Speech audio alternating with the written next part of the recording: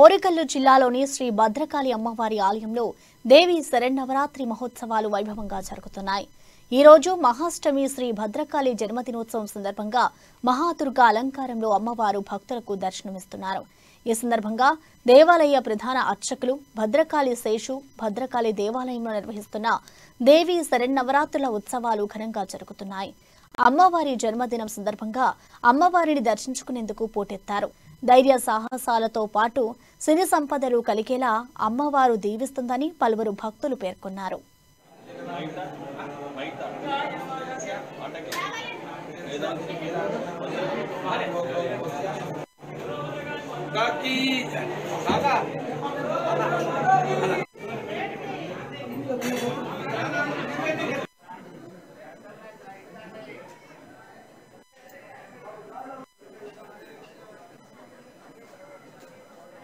యజ్ఞ వినాశిని ప్రాదుర్భూత మహాఘోర యోగిని కోటి సహ దుర్గాష్టమి నాడు జగన్మాత కోటి యోగిని గణములతో భద్రకాళి రూపంతో ఈ భూమండలం మీద అవతరించిన పరమ పావనమైన ప్రదేశం వరంగల్ భద్రకాళి దేవస్థానం.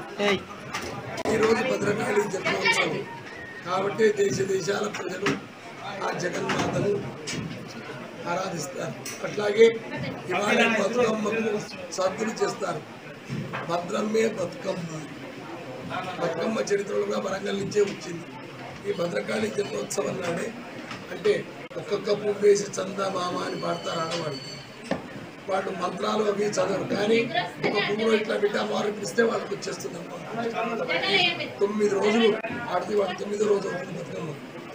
అంటే నవమ మాసం నాడు జననం వస్తుంది కదా.